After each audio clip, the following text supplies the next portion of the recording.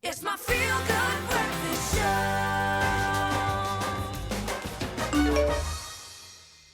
Welcome back to it. It is your feel-good breakfast show. It's Expresso, live right here on SABC3. It's a Monday. We're stepping into a brand new week, but we're also starting to pay a little bit more attention to relationships and the relationships that govern our lives.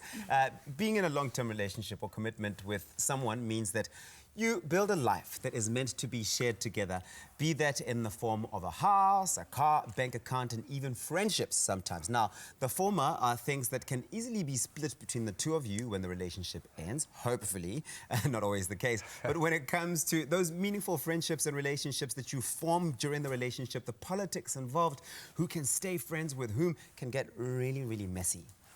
Really really messy. Let's be honest here. Yeah. So today we're asking the really important questions. How do you navigate your shared relationships with your ex? Is it even possible? And have you lost friends when a relationship has ended? And we've got relationship architect Shelley Lewin joining us this morning to answer these very difficult questions. Or maybe they are easy, but we'd love to hear from you guys at home as well. Post your questions, your comments, your insights on our social media platforms. We'll hopefully deal with them live on the show. Shelley, thank you so much for joining us. Thank you for having me. Yeah. We can both empathise. I mean, where do you even start with this? So, why is having social interactions with groups of friends, regardless of how you were introduced to them, very important in a romantic relationship?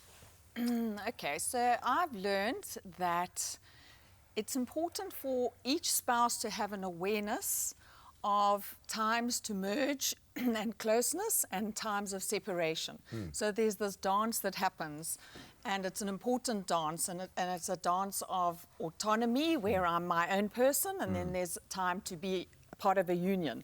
So this dance is, you know, autonomy and union, and we each as individuals need and want to have lives that are meaningful and fulfilling, and that happens on our own terms. And out there, we are interacting in the world. And when we go out there and live our own lives, we get energized and feel excited, and then we go back to the relationship and we have energy and excite. Exactly, you're feeding the relationship. So that's why I think that dance is important. Becomes important. And it can become equally as important, I would imagine, when family is involved as well.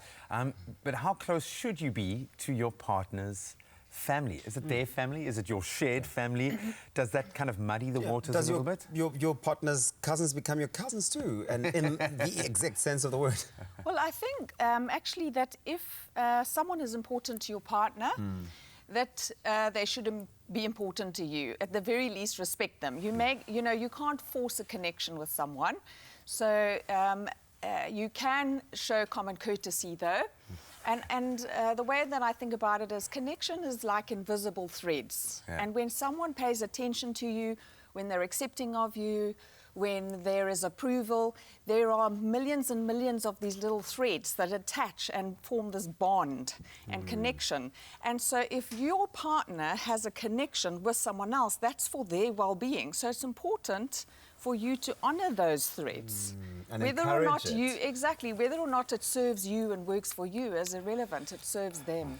This is such an interesting conversation that we're having, and I'm absolutely loving it. You want to say something? I want to say, what happens when we cut those threads? Yeah. But that's the conversation we still are yet to have, with a relationship conversation happening this morning here on your Feel Good Breakfast Show. It's very interesting when a friendship ends, when a relationship ends, who gets the friends? We want to find out from you on social media what your thoughts are. Weigh in on this conversation more later. It's my feel-good breakfast show. So much, team. All the best of luck to our celebs. Absolutely loving them. But we're getting into tricky waters right now. We are navigating relationships, in particular when a relationship ends. Who gets to keep the friends? Now that we've cut those beautiful bonds that form our social construct, how do we deal with that very difficult time when a breakup happens? And of course, we've got the relationship architect Shelley Lewin weighing in on the conversation. And we'd love to hear from you as well. If you've got any questions, ask us please on our Facebook page. We'd love to engage with you live. And we're now going to also be joined on the couch by wellness strategist Lara Delafield, who is divorced, went through the conundrum of navigating shared relationships with her ex. So welcome to both of you once again. Thank you so much for joining us. I was going to say, because you talk like you have... burning. But you talk about this like you have a social life, okay? What do you mean? I have a child and progressing in life, and it does become a lot more tricky once you have entered into that phase as well, of a marriage, of a family, of that's when the whole idea of shared friends becomes a completely different beast altogether. So Laura, I'm going to ask you to Wayne, can you just set the scene for us? What was your experience of having to go through a breakup and then that figuring out who gets to keep who? How does that play out? Well, I think it's obviously a very difficult time for everyone. I say, you know, looking at strategies and how you work things out with friends and kids, it's a highly emotional time. It's a charged time, and yeah. When you need your friends. And you do need your friends, but what can happen is that one of you or both of you can go into kind of victim mode and you start rallying and it just becomes around your ego and anxiety. So it's really a time where you've got to kind of ground yourself and yeah, just really slow down and calm down and just go slowly. Just go slowly. It's not an easy time. Tread lightly. And so when you experienced that, did you work together to combat or solve these difficulties, and what strategies did you adopt for it? I think with my ex, I mean, we're very good friends now, but at the time, you know, you're not really in a rational state that you're going to navigate and set up these strategies. When it came to our kids, I think when there's something higher at play, when it came to our kids, we definitely developed strategies. People don't realize what they do to their kids if they don't actually engage and have a strategy with their ex. So I think when it came to our kids, we definitely had a strategy which to date has played out pretty well, protecting the kids and working with them. It's amazing, I think, when you, in any situation, if you put the well-being or the best result for other people ahead of yourself, how often a solution will present itself. Shelley, maybe I can put this to you.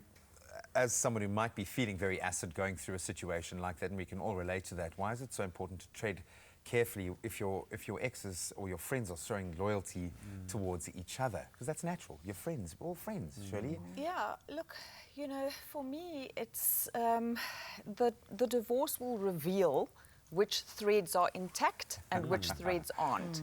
So there's no real choice in that. It's just a case of, you know, once the dust has settled, that you will start to see, and there will be some surprises, I think there often are, about where loyalties have gone. And that's often a result of, I think, circumstances. If it's an amicable split, then people can be neutral, but if it was messy, then people tend to, you know, take sides and their loyalties go. And I suppose if it was messy, then people have to actually be so much more conscious and spend so much more time trying to really find solutions and get to the bottom of it. Wow. Have you ended any of your friendships because either it just felt too much or maybe your ex asked you to? I think, yeah, in our case, I just kind of surrendered to the way things went. I think when you've got an ex-husband and they've got business partners and they're, you know, best friends and they've been at school, you know, been together since they were 12, I think there's just a natural splitting, and I think the test is to look at yourself and be able to forgive, move forward, and know in time that those things do heal and they get better, but you might not maintain as close a relationship. And it's okay, it happens. This is just so fascinating just to have a relationship discussion, because we often think that relationships operate on autopilot, but they really do take a lot of involvement from us, and that's the conversation we're having this morning here. How do you navigate your shared relationships with your ex once you have broken up? We want to hear from you on social media. It's Expresso Morning Show, SABC3 on Facebook. Use that hashtag Expresso Show. We're going to take a quick break because you need a bit of a breather when you have a conversation like this. We'll see you in a bit. It's my feel-good breakfast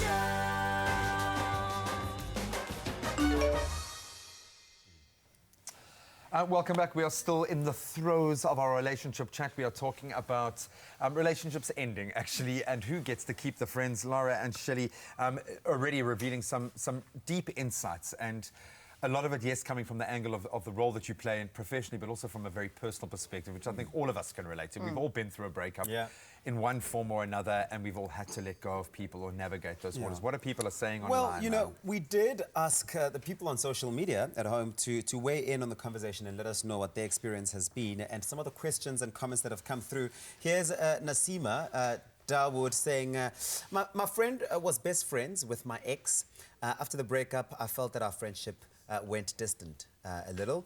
And Michelle said, I've lost a friend because me and her ex are besties, but I don't see anything wrong with that because I hooked them up and we were friends way before they dated.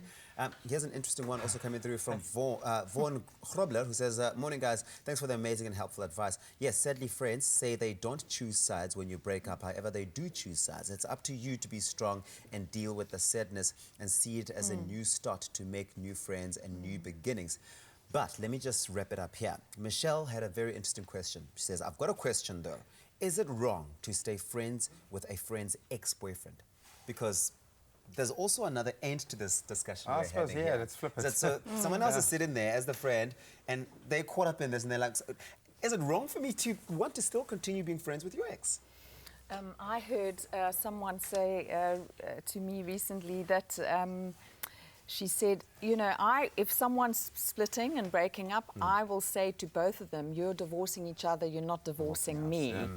So I do think it's tricky because relationships are very intricate and the threads are woven between many different people and friends, and to have this expectation that someone should now end the connection, that you know, if they had those threads, they were built organically, they evolved, they have a connection, and to have this expectation that they should be severed because my connection with them has ended.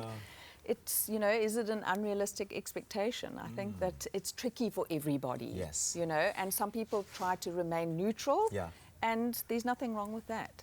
I think a lot of us just go with the flow. I Yeah. think you just try and figure it out as you go. We're just not conscious about these sorts of things. So maybe if there is an opportunity to be mindful about moving through this process with empathy for ourselves and for, you know, especially when children are involved. Yes, absolutely. What advice can you leave our viewers with, Lauren? I would just say it's an opportunity either to look and blame and look, you know, who's doing what, who's taking what, and go, Which is very as I easy. said, going into that victim mode. Or for me, it's an opportunity to grow, to look and say, what, you know, where can I improve? What can I learn from this? And to understand that it's emotional also for friends, for kids, for everyone. And yeah, to really, I mean, I'm obviously into wellness, so go on a personal journey of grounding yourself and just accepting, surrendering where you're at, and things do improve in time. Time does heal stuff. Yes. And just be kind to yourself. Yes. It's not an easy time. Yes. Because you may definitely feel those friendships drifting apart and Yes. becoming more distant. Yes. But I think in time, if the relationship ended amicably and you're able to take time off to reflect on this, it does definitely heal. It does Definitely. change everything. Shelley, one last piece of advice. If you can imagine someone in the throes of this very situation. Okay, so I would say that a divorce or a breakup is a bit like having a hand grenade go off in a relationship. And there are going to be casualties. And, you know, the bottom line is that if there are children involved, they should be prioritized, and any relationships that directly impact on them need to be honored and nurtured and treasured. So, for example, if your children want to have a relationship with their, you know, their granny on your exercise, granny and granddad, like that has to be nurtured and honored with every, you know, fiber of your being, because there's no reason that they should be the biggest casualties in this experience. And, you know, to be exactly as Laura said, to slow down, to ground yourself, be kind to yourself and be gentle. It's tough for everybody. What if Tread your ex's carefully. friends just, Tread you know, carefully. they just like you more? It's not your fault. That was awesome, guys. Thank you so much. I think a lot of kind of self-reflection happening already. Yes. A lot of us asking those deep questions, but hopefully you can approach this very complex dynamic with a bit more, some more tools to be able to handle a situation with empathy. Just always keep the kids in mind. Do what's best for yourself and for everyone else. There is a way that you can achieve that balance. Continue the conversation with us online. We'd love to hear from you.